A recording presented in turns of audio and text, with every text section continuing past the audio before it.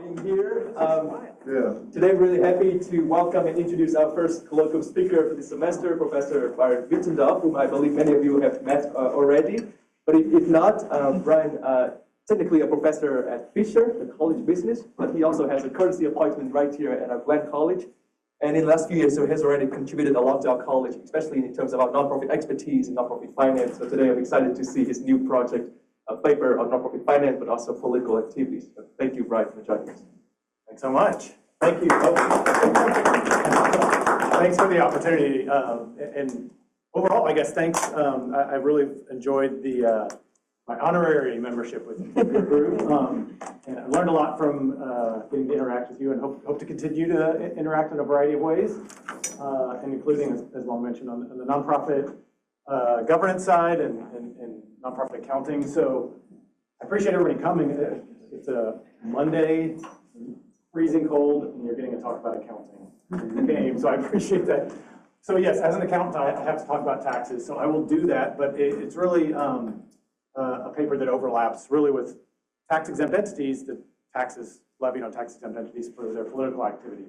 And so this is co-work with Helen Flannery, who's at the Institute for Policy Studies and University of Vermont. I guess before I start, please interrupt with any questions, comments, corrections, clarifications as we go. And I'm happy to chat on anything. This is very, very new work. In fact, we have a draft, but we're going to wait a couple weeks to make it publicly circulating so that we can get 2024 990 data to add to it.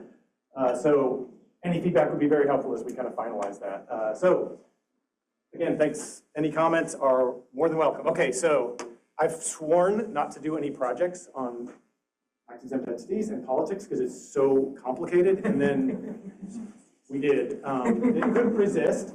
So here's the way we see it. So it's all on the tax side. I can't really speak much to election law. Not that I can speak much to tax law either, but not election law. But so we're interested in the tax side of tax-exempt entities and their involvement in politics. And so this graphic is really what motivates what we're interested in doing.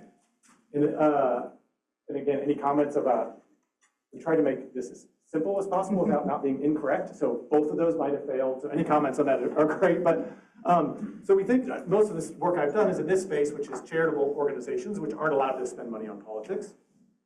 But our interest really is in, at the one end of the spectrum, you have 501c3 organizations that can't engage in political spending. Other hand, you have organizations in the tax code that are under Section 527, which are expressly political organizations. Their intent is to spend on politics. And lots of discussion in other venues about these organizations. So this includes federal PACs, super PACs, hybrid federal PACs, state PACs. And there is a group of 527 organizations that don't have to register with the FEC. These are all in here. I don't want to say we're not doing anything with those, but that's not the group we're interested in. We're interested in the group of other 501c organizations that can't be centered on politics, but can engage in some politics. And how much is some, I don't think has been very well defined. But so most well-known group here is 501c4 social welfare organizations. But there's others. So any other 501c that's not considered a charity, they can spend on politics. It just can't be their primary activity. So that's kind of, we have them in between. Now, some of them don't spend anything on political activity, but some do. And our interest is in this group. One, how much do they spend on politics? And two, how much of that is subject to taxation? And the reason why how much is subject to taxation was of interest, well, I'm in accounting, I have to be concerned about taxation, but the reason it's of interest to us is these organizations are expressly political organizations. And essentially the view on them is if I donate to a 527, the income has already been taxed. So I have already been taxed. I don't get a tax deduction for having given to them. So what I donate has already been taxed. But what they receive, if they are to earn more money on that, that's going to be taxed.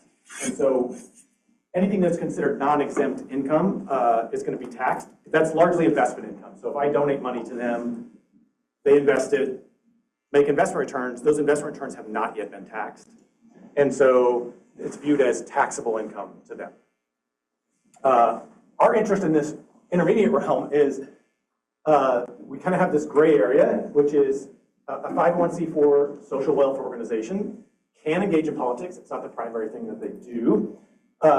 If they spend on things other than politics, they don't get taxed on their income. They're a tax-exempt organization. But if they start spending on political activity, then they start behaving like these organizations. And so the thought is they should be taxed like these organizations. So, yeah, I said it was kind of messy. There is a special carve out in the code for these groups, section 527F, that says if you spend on politics, you will be taxed on that to the extent you have investment income. So if you spend $1 million on politics and you have 500,000 investment income, you're just taxed on the investment income. If you spend 1.1 million and you have 1.5 million in investment income, the thought is you have a lot of investment income, but you only spent some of it on politics. So the part you spend on politics, you get taxed on. So you're taxed on whatever's smaller, investment income or political spending. This group is. Okay, one more complicated layer to this, which is a 501c organization can establish a separate segregated fund which engages in politics. And they're treated as a separate entity for tax purposes, even though it might just be a separate bank account within that 501c. And so they file their own tax form. They pay taxes on their investment income. The money that they spend here is treated as political spending. But if they provide administrative and fundraising support, it's not treated as political spending. So there is this underlying idea that if I'm a 501c4 organization that wants to engage in politics, I can set up this separate segregated fund, and I can do all their fundraising for them, and that fundraising isn't going to be subject to tax. So that's another layer we're going to look at. So our interest really is in how big is this area? Because this is the administrative support is not taxed, but how much political spending happens here in these organizations, and then how much of it is being subject to taxes. Yeah, probably. That's one other complication, Brian. Okay, The distinction between partisan and nonpartisan, there are a lot of advocacy organizations that are technically nonpartisan. Yeah, so we can't really, we'd love to be able to speak more to that, but I can't really. So I think these are all partisan activities. Yeah. So these are, for IRS purposes, this is electioneering. They are promoting a candidate or opposing a candidate.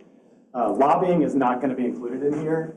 Issue advocacy is not going to be included here, and it's not subject to taxation. The problem is these organizations don't have to disclose their lobbying either. So otherwise, I'd love to get at that. These do disclose their lobbying, these don't. So I'd love to get at that, because one question we have at the end of the day is we're only going to measure like how much are they spending to support or oppose candidates. But if they're doing a bunch of issue advocacy, it might be a much larger chunk.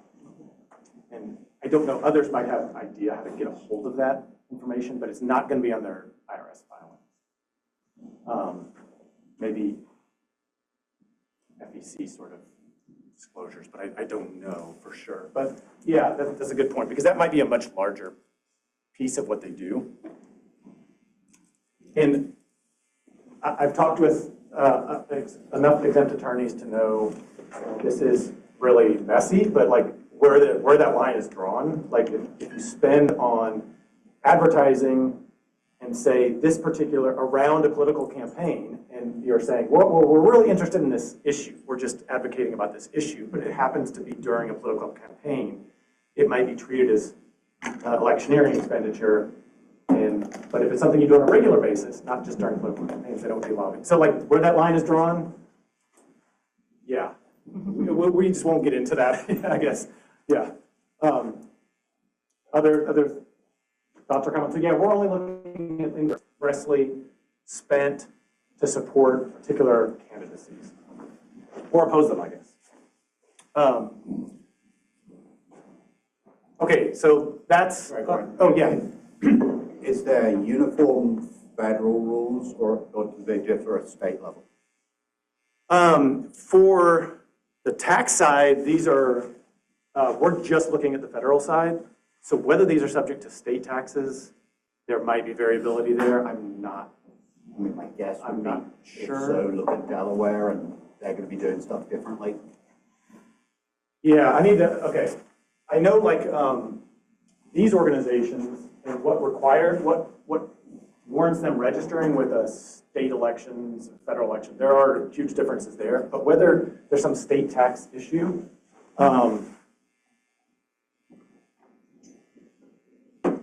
okay, I'll have to ask my colleague who knows state taxes, because that's, not to just be a researcher here, but if there's variability in states that we can exploit, that would be nice. That's what I'm saying. Yeah, but I don't know too much about whether the states are going to have anything there. Thanks. Yeah, that's a good point. I will look more into that. So here's a few in that other 501c. We can learn, as we'll see in a minute, we can largely think of them as 501c4 social welfare groups, but we just took the whole population. So NRA is well known. Planned Parenthood Action is affiliated with Planned Parenthood. It's the social welfare arm. Same Heritage Action is the social welfare arm of the Heritage Foundation. Another one, Southern Poverty Law Center. Action is the 501c4 affiliate with Southern Poverty Law Center, and AARP is a 501c4, maybe one of the largest 501c4s. And they have an affiliated charity too, which I guess is the other point we were going to make, is that a lot of these non-charity organizations that are 501cs are affiliated with 501c3 charities. And so each of those that I mentioned has an affiliated charity. So this is the other question we had, and odds are we won't have time to get to it, but the other question we're going to look into is not just how much are these organizations spending on politics, but when these organizations spend on politics, how much are they engaging in transactions with charities who are affiliated? Now, technically the charities can't spend on politics, but they can engage in a lot of transactions with those who spend on politics. And here's the accounting part. I mean, they have to do the transfer pricing between them, but there's so much flexibility in what that is. I know NRA, actually the DC Attorney General filed a lawsuit against the NRA Foundation for, the accusation was essentially the transactions going back and forth, too much money was coming from the foundation to the non-foundation. So the C3 was essentially subsidizing the 501c4. That settled, recently after that settled, the NRA sued the NRA Foundation for their new method of doing the calculation. So I don't know where that's going, but like, it's more art than science figuring out how much money goes between these organizations. And so our interest was essentially, is there some possibility there's some indirect subsidy that these organizations are providing, these organizations who are then spending on politics? Okay, so that'll be part two. Let's see if we get to that. But okay, the size of political activity by these organizations, which are not political, but they are permitted to spend on politics. How much are they subject to taxation? And then the second layer of questions is, are they affiliated with some charities, and are charities helping perhaps subsidize them through their transactions? And then I guess last piece is there some relation between the extent to which these political organizations avoid taxes and the extent to which they rely on subsidies from charities? Okay, so here's the way we did this. We're pulling everything, I think, from Form 990 filings of these organizations that they have to provide on an annual basis. So here's an example of one. Environmental Defense Action Fund is a 501c4. If you engage in any political activity, you have to file a Schedule C and disclose how much you directly spent on 527 activities. So they spent $513,000 themselves, and they also contributed funds to other 527 organizations to the tune of $7.8 million. So in total, they had the potential to be taxed on about $8.3 million of political spending. So we pulled from the full IRS database, starting when they had to have electronic filings in 2020, all the way to the most recent fully available year, 2023. Like I said, we're a couple weeks away, I think, where we can pretty much get the full 2024 data. So we had a sample that has a little over 4,700 organization years. So, which is to say, Environmental Defense Action Fund is going to be in here 4 times. I wish we had a lot more years so that we could do some fixed effects, but we don't quite have enough years, I don't think. So 4,705 organization years. Just to give a scale of this, here's the political spending that they disclose. I guess not a huge shock on even number of years, it's a lot higher. presidential election year higher than a non-presidential election year. This is why we really want 2024 because I suspect it's going to be the largest number, but we'll find out. On average, during this time period, the 501Cs spent on average in total $790 million. This is in 2023 dollars, so we did adjust. During that same time, the average spending by super PACs was about $1 billion. So they're in a similar scale. Now, probably a lot of this super PAC spending is money that 501Cs transfer to super PACs. So, but they're in a kind of a similar scale in terms of the size of political spending by these organizations. Yeah, Juan. It might be too difficult to collect data pre-2020, but maybe for future project, if you could somehow collect data that goes back much further, I think it would be really interesting to see how their behavior changed after Citizens United. I think that's considered like the milestone, like the landmark case that really influenced the story here. Yeah, I need to see about what we can get. So the two pieces is we can look at electronically filed stuff that goes back. The problem is a lot of organizations that were large chose intentionally not to electronically file. So we could do some hand collecting. Yeah, I think that's a good idea, especially because I think at the end of the day, our argument is going to be Citizens United is what drove all of this. Because it used to be election law was what limited political spending, and now it's, for these organizations, it's tax law. Question? Yeah. If they're not electronically stored, how long are they supposed to keep the documents before they get thrown out? Oh my gosh. I should know that. Citizens United was in the 70s, wasn't it? But they weren't electronically filed. The organizations, I don't know how long the organization is supposed to keep them, but they should be available. How long do some of the databases go back? They go back pretty far. Definitely pre-Citizens That United. organizations are legally required to keep their records. I remember 3 or 5 years, something like that. it's 5. Yeah, but the organization is required to keep them. But how long is the IRS or GuideStar or something? We should have some data that goes further back. Whether it has Schedule C, I don't know. Yeah, so this is a sort of question that was on the CPA exam years ago, and I don't. I'm supposed to know then, and I certainly don't know now. If you were making an information request to the IRS or GuideStar, like, what's the turnaround on that? Especially considering the IRS staffing is. Oh, yeah, if you actually had to make an information request, oh gosh, I don't know. Yeah, I wouldn't be optimistic. It would be painful. It would be quick. Now, they have the database, and so that, I think that the thing that we could access is electronically filed things way, way back. The question is the things that were paper filed or faxed in or whatever. Organizations collected them. I just don't know what all has been available. So we could look into that because I think, in my mind, it was like, oh, the problem is we just don't have enough years to be able to do stuff but even to see some of these key events across the years. You got an end around. Yeah. If the data has been disposed of, but it's been researched before, can you find out who researched the data and get it from them? Yeah. Can you do that? Yeah, for sure. I'm just not sure. Who asked for the data, and then you can go ask that person that asked for the data, and they still have it. And there's a variety of these databases of 990s that are available. I'm just not sure how much of them have maintained or It's not the collected IRS Schedule that's C. got it. Maybe somebody else has gotten too. Yeah, and I think that's the case. I'll look into that, like the NCCS or somebody has collected stuff. I don't know how much of the Schedule C stuff is. If there's a record of who collected what, when, and Yeah, and that would be our best hope, really. Yeah. Not hand collecting ourselves, but yeah. Okay, so like I said, we're hoping for one more year is going to be easy to get. Some of these previous ones, really, we could get some of the previous ones electronically filed, but I don't want to say anything about aggregate stuff then because you're missing stuff for sure, unless there's other stuff available. Just to get a sense where this is coming from, this is aggregate over those 4 years. Most of it is 501c4 social welfare organizations, probably the ones that are featured the most in discussions about political spending and nonprofits. We also have labor groups and business leagues. Beyond that, it's hardly anything in terms of political spending.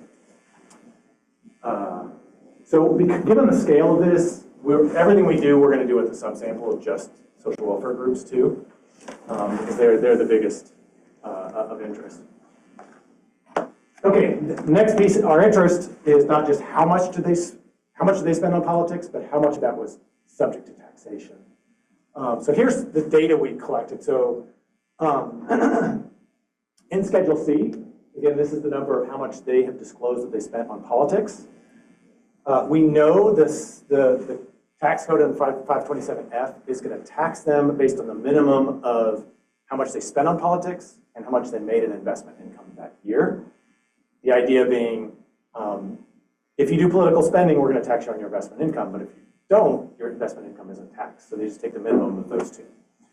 So this is Environmental Defense Action Fund in 2024, and they had about 8.3 million. Their investment income was 312,000. So this is what's going to be subject to tax for them.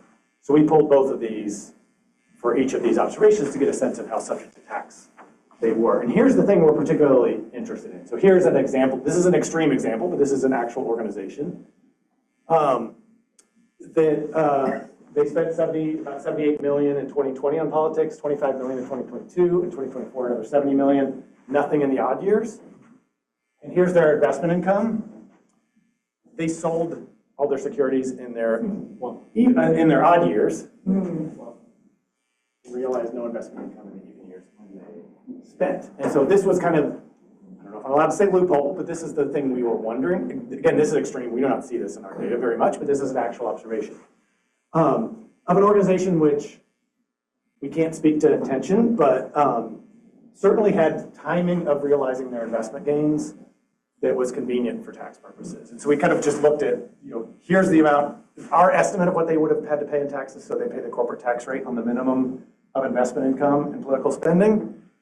And there's, if all of their political activity had been taxed, this is the added tax they would have been subject to. So not taxed, obviously, in years they don't spend at all on politics, but even on years they spent on politics, it looks like, our estimate would be around $300 they got taxed, even though they spent a lot more on politics than that. And so this, if only every observation were like this, I would say we have a story, but this is a very extreme version. But our interest is, are organizations behaving, whether intentional or not, are they behaving in this fashion where the years in which they're engaging in political spending are years in which they're not getting investment income, in which case they're avoiding paying taxes on that political spending. Okay, so that's kind of where we're coming at this. Yeah. What are they doing with all their cash in 2022 that they're not earning interest? Yeah, I should check. I don't think they have much. I don't think they have much in cash and savings. I think they're putting it all in, well, we don't know exactly what they have it in, unfortunately. But I think they're putting it in things that aren't going to pay dividends, just capital gains. And so then they can realize the capital gains when they want to realize them. There are no liquidity requirements. No, not that I'm aware of. And if they know this particular year they have no intention of spending any money, then they could just set it aside. And then, realize gains that year and then have cash as necessary for the subsequent year. So, again, this is an extreme version, but we'll get back at this because one thing we were interested in is, well, there's different components of investment income. Interest and dividends are arguably less controllable from year to year. Realized gains, much more controllable because you can choose when to realize those gains. And so we wanted to split that up, and then, because to your point, if everything was in savings accounts, you can't get that year-to-year fluctuation you can get if it's in something that's in tax exempt municipal bonds or something. 2 years cycle, you mean? This is a good question. I don't know. And the problem is they don't have to disclose what they are holding exactly, so we only see the two components, realized gains or losses, and interest and dividends. Here's the added complication in the interest of full disclosure. 501Cs, unlike the 527s, if I were a donor and had stock in a company that's gone way up in value, if I donate to a 527, I have to recognize capital gains on that. If I donate to a 501C, I don't. The 501C carries over my basis. So they might be, and all we see is what they've listed as their realized gain. there's huge variability in how organizations report that, whether they're showing the donor's basis or they're showing the value the day it was donated to them on their 990. We would love to get their actual 1120 tax forms, but those are not publicly available. All we have is the publicly available financial statement. So that's going to be an added wrinkle, because I think a lot of the story here might be that donors who want to support an organization like this would say, I don't have that much taxable income. I have a lot of capital gains. I can give to an organization like this, and I still don't have to pay the capital gain. And that's kind of the story. Well, I mean, publicly admitted it. The founder of Patagonia, yeah, he donated the company to a 501c4. And so people are like, that's crazy. You should have donated it to a charity. But he said, I'm interested in doing more advocacy, and they're more flexible in advocacy. And the other piece is mostly capital gains, and he didn't have to pay capital gains taxes. Would he have had to if he donated to a 501c3? No, he wouldn't have to Yeah, either. okay, either way. Yeah. So no, it's definitely more tax advantageous to have given it to a C3, but Yeah, it still wasn't. right. Too Doesn't give bad. him the voice. Yeah. So it's Yeah. a voice. Yeah. Really quick, just curiosity, so 50 charitable organizations are required to file an annual report. Does any of this stuff go into that? With the regular financial disclosure go in there? Have you ever seen or looked at to see if there's more detail in those annual reports that they're required to file? The annual reports at the state level or with the IRS? It's at the state level. So I think that just kind of gets back to Rob's other point. There is variability on the state level of what they have to disclose. We might be able to exploit some of that too. Like some states will require audited financial statements. Some require fundraising disclosures, especially if they have professional fundraisers. We don't have any of that. Doesn't mean it's not gettable. So.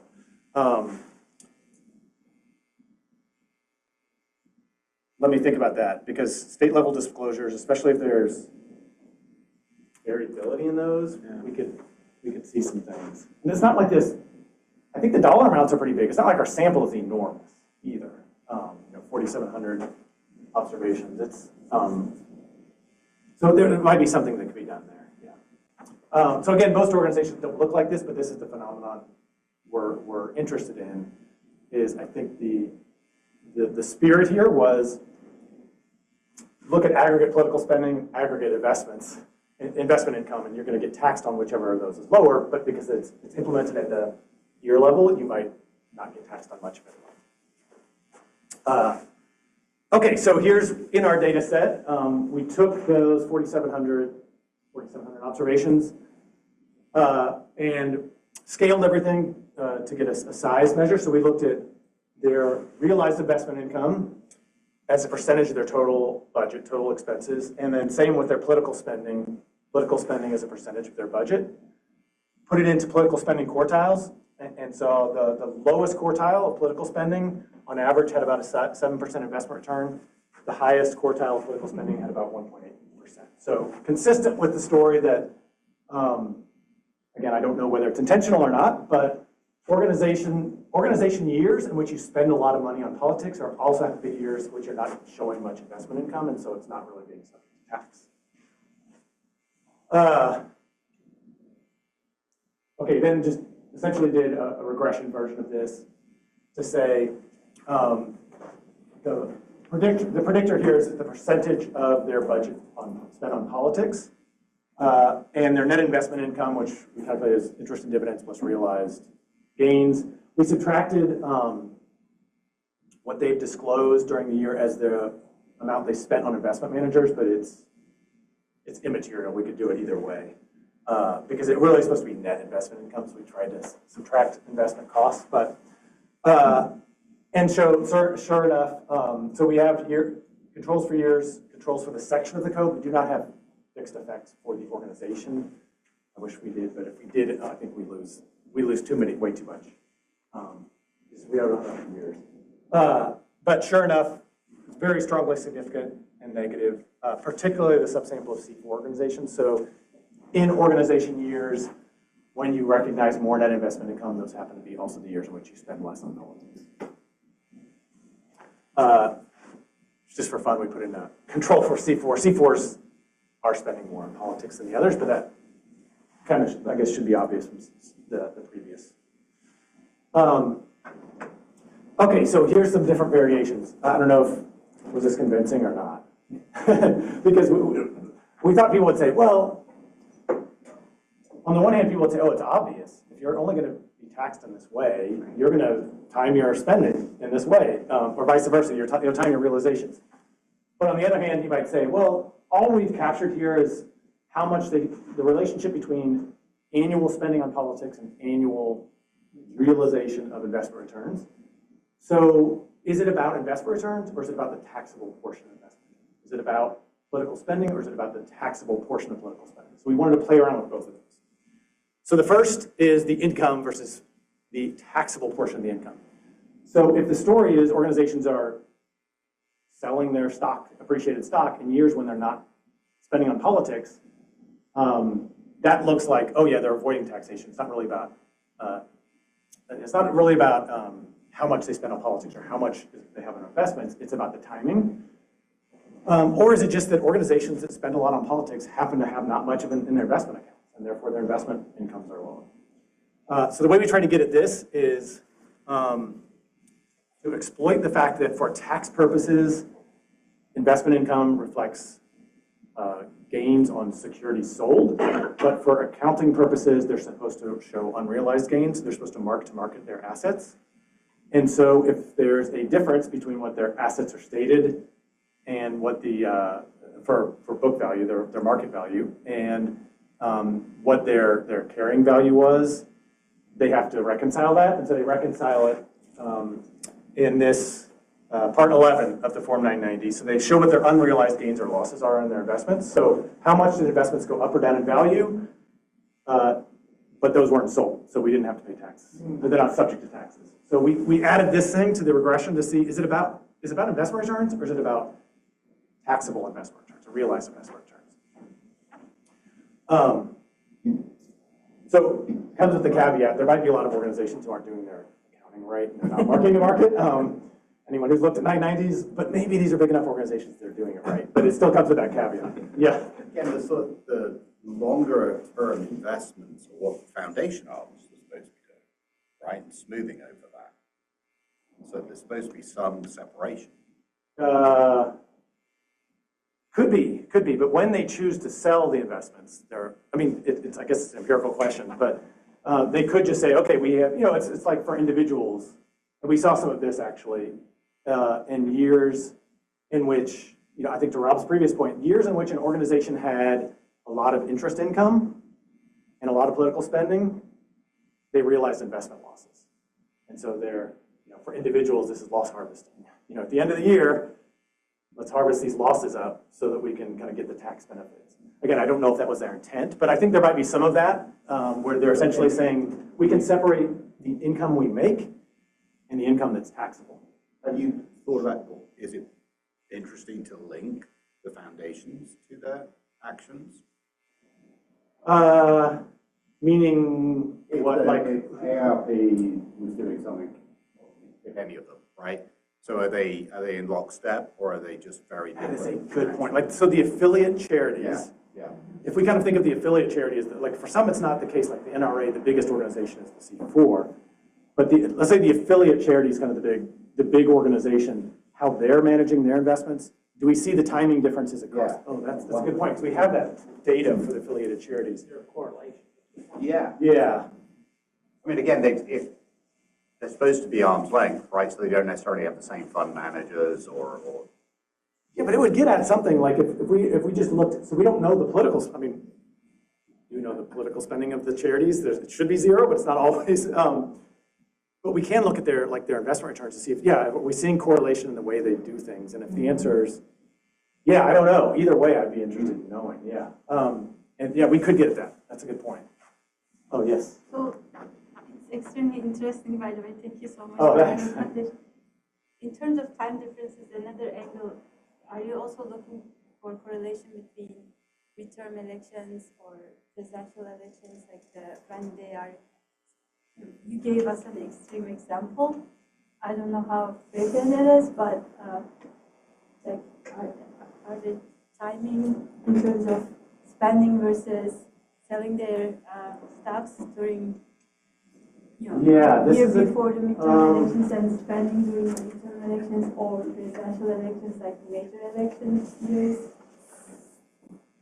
This is a good point. So I'll tell you what we have. So we have year fixed effects.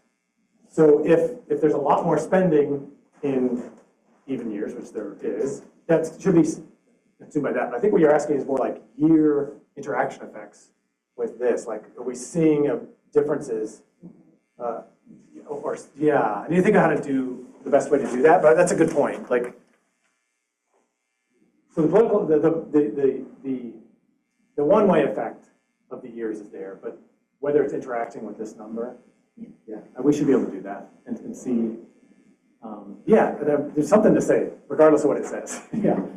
I think a similar point is if you included a lagged net investment income here. And because what you were showing that pattern before, you might anticipate an opposite sign. The opposite sign. And that would really hit home that you have this recursive pattern. Okay, yeah, we can check that too. I don't think we lose that many observations by requiring a lag year.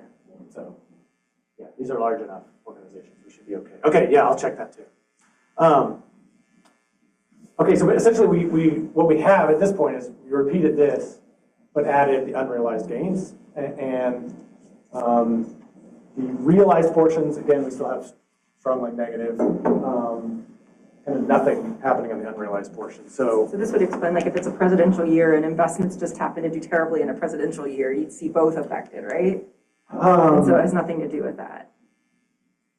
Because they have yeah, but it's still even, well, doesn't it still? yeah, I guess so. That if the idea is that years when we had really good investment performance happen to be years we spent on politics. Right. Or Which happen to be years we didn't years. spend on politics. Yeah, exactly. And I would think that we'd see similar Right, no, I think coefficients you're here. hoping they can, yeah. And so that, I think, that was sort of our interest. These are investment gains which are not subject to tax in that year. And these are the ones that are subject to taxes. We see them loading up very differently. And that actually doesn't really change the coefficients at all, so it's kind of unrelated in a sense. We also did split, to Rob's previous point about dividends and interest, we split these up too to see, I don't know if the right term is what's driving it, but what is the relationship with the dividends and interest portion and the realized gain portion? And it's more, the coefficient is more pronounced, but it's still negative with dividends and interest. So now this might have something to do with the portfolio questions that, like, if you are heavily involved in an organization that has dividends and interest, it might be that you just don't spend on politics, and so you don't care about the timing. Whereas in this case, there's got to be something along those lines. But so the realized gains, I think the main reason we did this is just to separate the realized gains from the unrealized gains. Now, in fairness, I need to think back how you mentioned about lagged,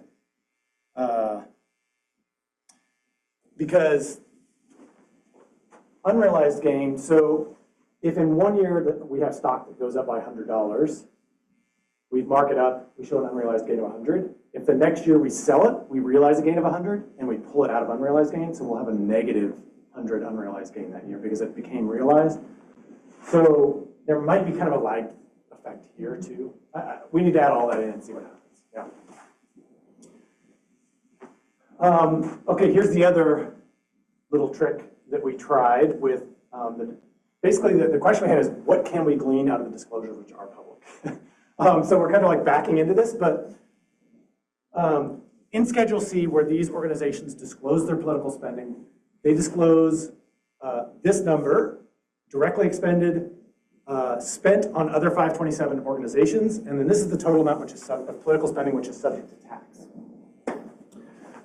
They also have to disclose the total amount they spent on political campaign activity in Part 1. I've spent way too much time reading IRS guidance on this. It's still not extremely clear. Often 3 and 2 are the exact same number. Sometimes they are not. Sometimes the organizations might just be saying the wrong thing. I cannot rule that out. But we also see when they deviate, if they provide some explanation, it typically takes this form. So this is from Sierra Club. This particular year, they had 126,000 of taxable political spending, but 1.2 million of total political spending. And for them, the difference is presumably driven by that little separate segregated fund that they provide administrative and fundraising support for. That's not subject to 527 tax. And so they have some information about, we provide support to these separate segregated funds, and we've presumed that explains this difference. But we don't know for sure. But we do know this is what they disclose as political campaign activity, and this is the portion which is subject to tax. And so we're going to start trying to say, well, is this driven by political spending, or is it driven by the portion of political spending which may be subject to taxation? Interestingly, I showed you, I thought the NRA would be a great example because they obviously do political spending. Their line 3 is 0. They have a huge number here, and they say it's all because they have a separate segregated fund that they provide administrative support to, and donations that are for political activity goes directly to that PAC. Yeah. So the administrative and fundraising support that went from one to the other, did the 527s have to put that on their audit, that they got money from the Sierra Club that provided them the ability to do what they did? Is it in the audit of the company that receives the funds? So it's because it's a separate segregated fund, it's the same organization that just has a separate bank account essentially. So, but this 527 does have to file a tax return, but they're subject to taxation on different stuff. So this administrative support that they receive would not be subject to tax. They would report it, but it wouldn't be subject to tax. So no one's getting taxed on that. But their quarterly report has to put down where they got the money from. You're talking for like election. Your annual operating procedures is you file, if you're a C corporation, you file quarterly reports on where your money is going and where it's coming from and what your profits are. So this would follow the paper trail of where the money came from that provided them the wherewithal to do what they did in their quarterly report. It's income to them. Ideally, that would be the case. Now, I guess the issue is that these 527 orgs, they're not subject to SEC requirements, so they don't have to do quarterly filings. They're going to be subject to IRS filings, so they do have to file with the IRS. For income. For income, but in terms of where their money comes from, that can be redacted from the public. So we won't see where their money comes from. I mean, in a lot of these cases, we would just know because a lot of these organizations just say, hey, we operate a separate segregated fund and we provide administrative support to it. So there's some unknowns on my end on this, yeah. But this might get back some of this. Here I'm only talking about what the IRS filing requirements are. There still could be state filing requirements, or there could be FEC requirements that would get at this. And I don't know enough about that. So let me check on that part too, because even if they don't have to do quarterly filings because of SEC, maybe for FEC they would have to do some stuff, and they probably do. So some of that might come from there. Let me check. And like Open Secrets has some of that data. This is one of these things where I was like, it's so complicated. I don't ever want to get in this politics stuff. And when I do, I get caught up in the flow. So I don't know what all Open Secrets has in terms of FEC filings, but there might be some stuff that would make it much more crisp than just taking the difference between these two. Yeah. Okay, so what we did here is we essentially repeated the initial analysis, which was to look at what's the relationship between net investment income and political spending, where the political spending number was the taxable one. Now we kind of repeat that, where the dependent variable is not the taxable political spending, but the political spending which was free of taxation. Difference between what they disclose as political spending, which they disclose as taxable political spending. And the negative coefficient goes away. In fact, now it's a positive coefficient. So what can we say? I think it's clear this relationship is not due to political spending generally, but political spending which could be subject to tax. positive coefficient now creates a whole other question. I don't have a great answer. Actually, what comes to mind, but this wasn't what we were testing, organizations that know they're going to spend on politics and know they're going to have investment income, have a strong incentive to set up a separate segregated fund so that it's not subject to tax. So it could be that just like when these things go together, you put a lot more money through a separate segregated fund. So one way you can avoid taxation is to time your investment returns. Another way to avoid taxation is to set up a separate segregated fund and funnel the money that way. And again, it's not illegal. This is exactly how it's set up. Whether it's right or wrong, I don't know. But that could be why we're seeing the Do positive. you know, I mean, I'm guessing there's like guidance to nonprofits about doing exactly what you're just describing, like gaming the system essentially to avoid, but they wouldn't word it that way. It'd be about, So there is guidance. not from the IRS, obviously, Not from the but IRS, from like tax but, attorneys, I don't know. Tax Yeah. attorneys for sure, and there's an advocacy organization, now I'm suddenly forgetting who it is, who put out essentially a thing of like, here's how C3s, C4s, and 527 interrelate, and here's how you can have a network that crosses the three. Yeah. And I don't think it goes so far as to say you should be selling your investments at this time and so on, but it does say, a separate segregated fund can But be a somebody's way probably to. advising them to do this. I Yeah, mean, I'm yeah, guessing for there sure. is, I mean, yeah. And so a friend of mine, Ellen April, who's at UCLA Law, she teaches a class on this, and she just says, there is this tax, Yeah, but it's easy to avoid. Yeah, Here's how. exactly. Not that I'm telling you to avoid it, but she was kind of saying like Right. it's set up in a way that people can avoid it. yeah.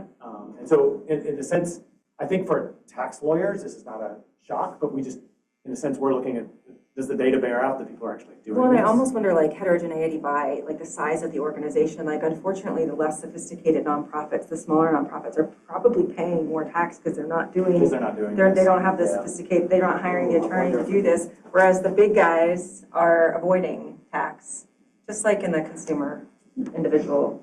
That's a good point. We should be able to split up our data set between based on size, even size Sophistication, subsamples. yeah. I mean, I think all these 501c4s are probably relatively large, but there's probably some that are. Some more so than others, for sure. Yeah. Like the organization we just looked at, this one, that's a big amount of political spending. Right.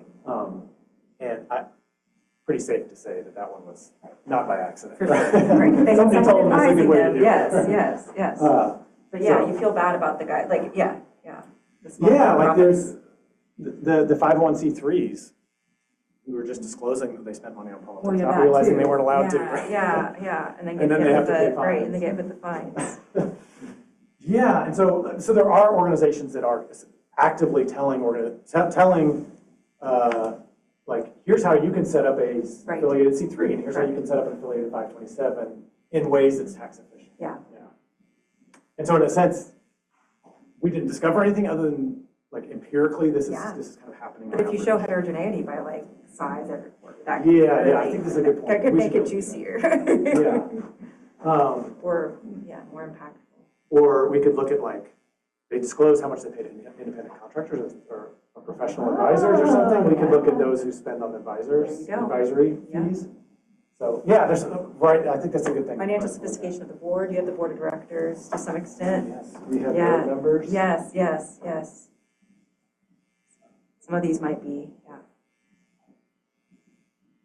Some of these are so large that they have it in-house as well. Oh, for sure, yeah. all the advisory for advisors sure. in-house. Oh, the big ones, yes, but I'm lawyers thinking have- like the other 1,000, like maybe there's a group there's something.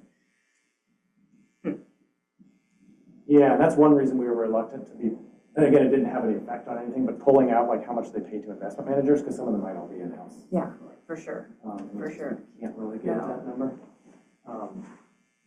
Okay, I'm realizing, due to time, I'll just give you a quick glimpse of the next piece, which was, one thing we looked at was on an organization year basis, here's how much they spend on politics, here's how much, essentially, here's our estimate of what they paid taxes for it, based on the minimum of taxes and investment returns, and then said how much of their investment income was not taxed. Or sorry, how much of their political spending was not taxed. How much political spending was weighted taxed. So there's the aggregate numbers. In these years, as you might guess, larger amounts avoided here. So one proposal that's been out there amongst the legal community on this was we should just tax political spending and not worry about this investment income thing. So if they had tax political spending, it'd be an extra 142 million a year on average. Of course, that's in a static world. They might have changed behavior if it was going to be taxed that way. But just to get a sense of scale, the NTSB's budget is about 153 million, so similar scale. The tax on university endowments brought in 100 million a year. Just to get a sense of scale. So there, it's not the largest tax expenditure out there, but it's not minor either. The next thing we looked at was this related charity thing. So this was a little bit tricky due to disclosures, which was we took all of these 501c organizations that spend on politics and asked whether they had affiliated charities. And were there any transactions they had with those affiliated charities? The problem is the charities have to disclose the transactions, the 501cs don't. So we had to pull all the charities to see if they're connected to these. So Schedule R, they will disclose their related entities. So for example, here's the Environmental Defense Fund, which is a charity. Here's their related entity transactions. One was with an international organization, which we can't get information on that. But the other three were with their 501c4 affiliate, the Environmental Defense Action Fund. So essentially we said, for the charities, do you engage in transactions with other organizations that you're affiliated with? If you do, let's match those transactions to the organization. Let's take the employer identification number of that organization and then pull the data from our initial data set to see whether they're involved in politics. So that's kind of how we went about this. So 501cs with related party transactions, 781, so 200 some odd per year. It's not huge numbers, I guess. About 1,800 disclosed transactions between them. So they have to disclose that they have a transaction, what the transaction type is. So the IRS has all these different types of transactions, and then the amount involved. And it's their estimate of where they came up with that number is. We tried to, they also have to disclose how they came up with that number, but that was complete noise in the data set. They say like market or cost. It's just like random, not random words, but it was not helpful. We were hoping we could get some idea of how they did the cost allocation, but we didn't get that. So just to give you, so we redid all this stuff with just this subset, which is 501cs who have affiliated charities they engage in transactions with, and the same sort of things show up, which is subsample.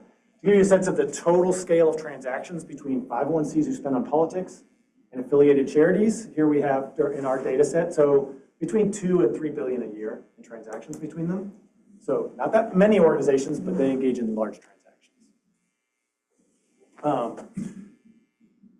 The bulk of those transactions are the charity performing services for the non-charity. So the charity has the fundraiser, or maybe has the investment management in-house, or the fundraising in-house. They do all of it for the other organization. They are supposed to be reimbursed for their portion, but this is a very flexible cost allocation exercise.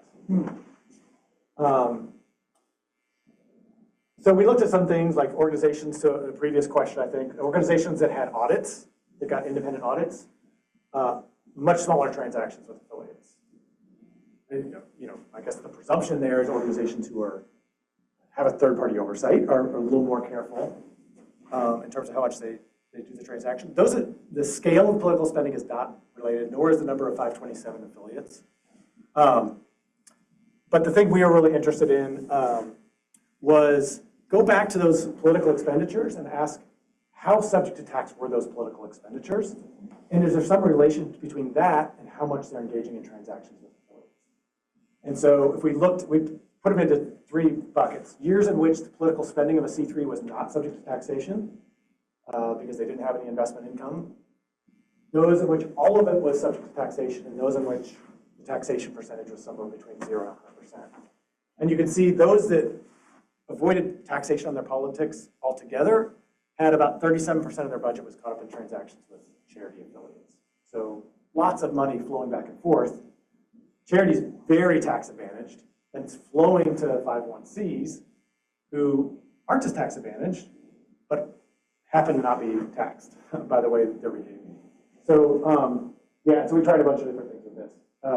So this is the thing we're still trying to play around with, like what else can we do? We really wanted to get a sense of, oh, some things are more flexible the way the accounting is done. And so when it's more flexible, you see a lot more transactions happen that way. And I'm just not sure about the disclosures, how much we can say. But big picture, what we were interested in is, as we move away, post Citizens United, it's viewed as one of the main things that's a curb on the amount of political spending by organizations which are tax exempt is the taxes that they're subject to for the political spending. And we were interested in, I know there's lots of discussion about PACs, super PACs, and so on, but we're seeing more and more questions about 501c4 organizations and how much they're involved in politics.